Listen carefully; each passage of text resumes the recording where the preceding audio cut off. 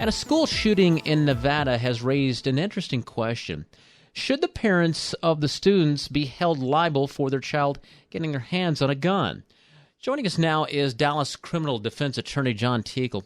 John, thanks for joining us. If this case were in Texas, where a child gets a hold of their parent's gun and commits a crime, what would happen? Well, there actually is a statute in Texas that does make a person liable or can make a person liable criminally if they make a firearm accessible to a child. And, of course, in Texas, like a lot of places, it's not uncommon for people to go hunt or shoot with their parents or an adult. So there are exceptions to that, but actually, if you make a firearm accessible to a child, theoretically and technically you're violating the law. Now, when they say accessible, there are some definitions. It just basically means if you fail to secure it. In other words, the statute reads that if you fail to secure the firearm, or if it's left in a place where you knew or should have known that the child would gain access. So secure just means make it where it's not going to be dischargeable or not even accessible, period, or at least not dischargeable. I mean, obviously, we all know if you left it on the coffee table or under your pillow and your 12-year-old got it out, then you probably could be facing some problems. But if you had it in a lockbox, and what if your child figured out the combination and got into it, and are you still liable? Well, that's where it gets into more gray area. It appears to me that you probably would not be because you've taken the steps necessary that you should have. Exactly. It says readily dischargeable, to prevent it from being readily dischargeable. In other words, if you locked it up and they still got in somehow where they shouldn't have or it would be difficult, I would think that a prosecutor's office would not charge you or a grand jury would not indict you, or at least a jury would not find you guilty. Now, there's some exceptions to the firearm accessible to a child.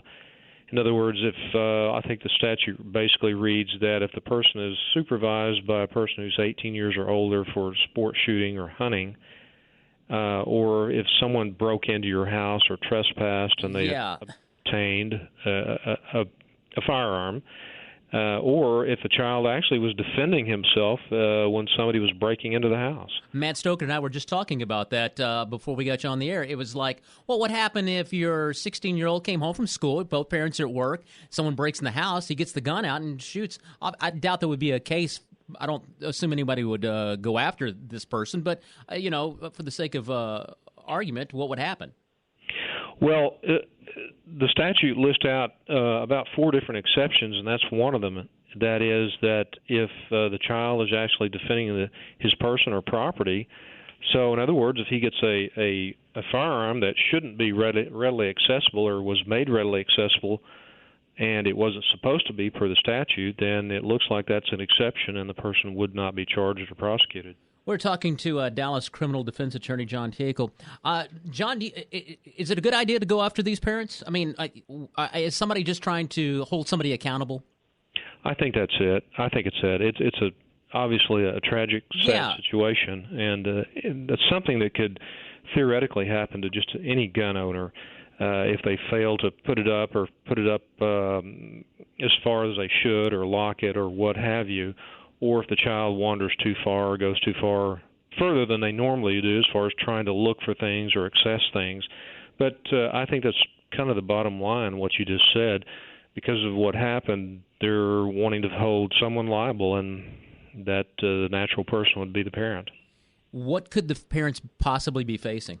I don't know criminally what's going to happen there. I presume that there's a state statute there that's similar to the one in Texas or somewhat similar. Right. I would imagine that they quite probably would be or could be prosecuted, or at least are investigated for it.